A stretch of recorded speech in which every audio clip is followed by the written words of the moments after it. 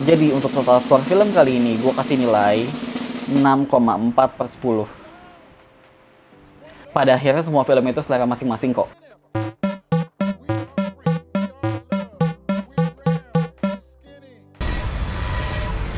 It's figuring us out faster than we're figuring it out. It's mutated.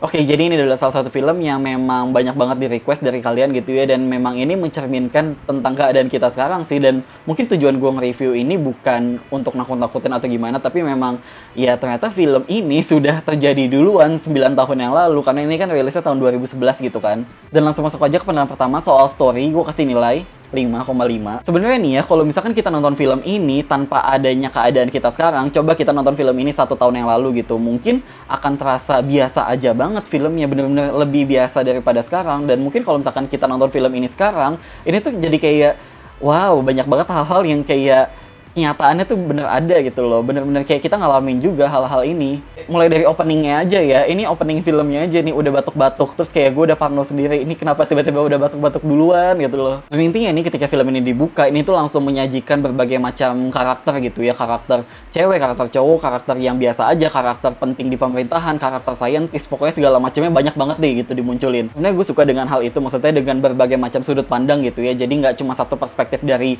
sisi ya masyarakat normal doang gitu kan. Yang akhirnya menurut gue film ini jadi berani banget untuk nunjukin kayak sisi-sisi gelap dari pemerintahan gitu loh, yang dimana awal-awalnya mereka tuh mencoba nutup-nutupin soal penyakit ini gitu loh, nggak mau langsung nge-share ini penyakit apa dan segala macamnya. Dan bahkan tindakan-tindakan yang dilakuin sama pemerintah itu tuh juga sama persis kayak sekarang gitu loh, kayak dia bilang kita harus social distancing, istilahnya juga sama lagi, social distancing, rajin-rajin cuci tangan, jangan datang ke tempat yang rame. Maksud gue ya itu semua kita lagi ngalamin gak sih saat ini juga. Dan apalagi kalau di film ini nih momen penyebarannya itu pas lagi momen Thanksgiving, yang dimana orang-orang lagi pada pulang kampung, lagi liburan segala macamnya, terus balik lagi ke kota asal, jadi ya penyebarannya jadi makin cepat aja. Dan sebenarnya virus corona pun juga gitu nggak sih, kayak itu kan nyebarnya kayak awal-awal akhir-akhir Desember atau bulan Desember kan, terus tapi baru hebohnya itu Januarinya. Dan maksud gue kayak ya sama dong, pas lagi orang-orang tahun baruan terus tiba-tiba baru hebohnya tuh ya awal Januarinya. Nah cuma yang gue nggak suka dari cerita di film ini adalah ini tuh plot ceritanya kayak kutu loncat gitu ya, kayak baru selesai,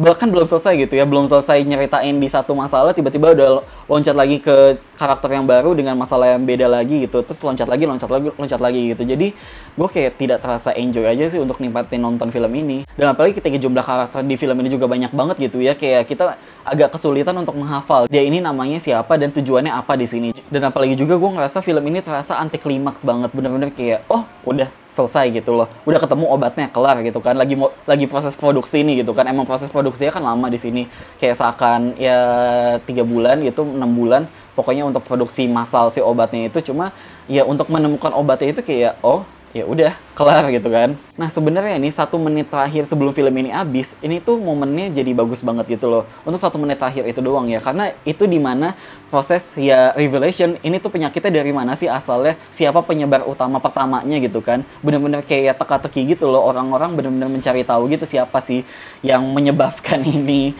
Nah ternyata itu sudah ya kita lihat di video viral di Twitter, di Instagram, video Contagion yang dimana dari kelelawar makan pisang, terus pisangnya jatuh kemakan sama babi, terus babinya akhirnya diproduksi di sebuah restoran, terus babinya juga sakit, jadinya akhirnya nyebar. Nah maksud gue ya memang itu kan juga sama persis kayak kasus sekarang juga kan, dari kelelawar juga gitu. Nah cuma karena buat gue yang udah nonton cuplikan viral itu ya udah jadi biasa aja gitu loh ketika nonton film ini. Nah kalau misalkan kalian emang udah nonton juga kayak gue saranin sih mendingan gak usah lanjutin nonton film ini ya, karena inti poinnya itu ada di situ doang gitu loh, dan inti menariknya pun ada di situ. Nah, tapi kalau misalkan emang kalian belum nonton cuplikannya itu ya silakan aja sih mau nonton film ini atau enggak. Lanjut ke soal screenplay, gue kasih nilai 6. Nah, menurut gue naskah di film ini tuh berpotensi banget untuk bisa jadi menarik gitu ya, tapi yang udah gue bilang tadi, karena memang ya ini adegan plot twist di 1 menit terakhir itu udah terbocorkan di mana-mana, jadi kayak ya buat apa? Karena memang ini tuh jalan ceritanya lebih kayak mencari tahu siapa sih ya orang pertama yang dapat penyakit ini gitu loh, dan dari siapa, dari kenapa gitu kan. Lanjut ke soal directing, gue kasih nilai 6. Di sini Steven Soderbergh yang dimana dia juga sutradara dari film Ocean 11, Ocean 12, Ocean 13, dan juga film Unsane, yang padahal gue juga suka banget sama film Unsane. Terus juga film Side Effect, gue juga suka banget sama film Side Effect, tapi entah kenapa ya mungkin karena memang gue udah terbocorkan aja juga sih yang udah gue bilang tadi, sama cuplikan tadi gitu loh. Jadi kayak terasa film ini biasa aja banget gitu. Cuma memang kalau ngomongin soal naskahnya, ini memang setipikal dia banget kok. Kayak tipikal ya apa ya, drama tapi thriller tapi juga ada sisi misterinya juga gitu loh. Cuma bedanya ya kalau ini dibalut dengan wabah film penyakit. Lanjut ke soal aktor dan aktris, gua kasih nilai 6. Di sini gue bukan mau ngomongin soal ya kualitas acting mereka sih, tapi lebih kayak ya karakter mereka di sini gitu loh. Sebenarnya di sini kalau kalian tahu ya, pemain-pemain itu terkenal semua gitu loh, banyak banget yang terkenal gitu, yang istilahnya pemain mahal lah ya gitu.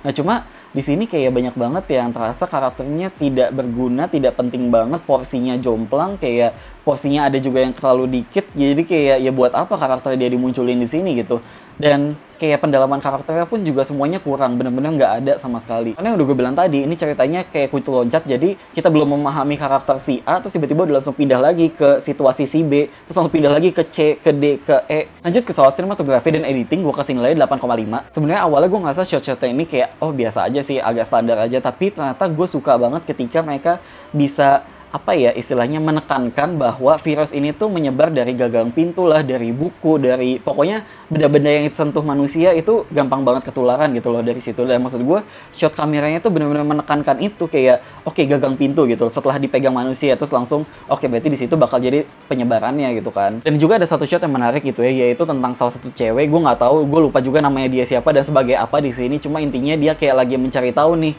orang pertama siapa sih yang kena penyakit ini gitu kan. Dan itu shot-shotnya menarik gitu loh, kayak istilahnya kayak lagi ngintip-ngintip gitu. Lanjut ke soal production design, gua kasih nilai 7,5.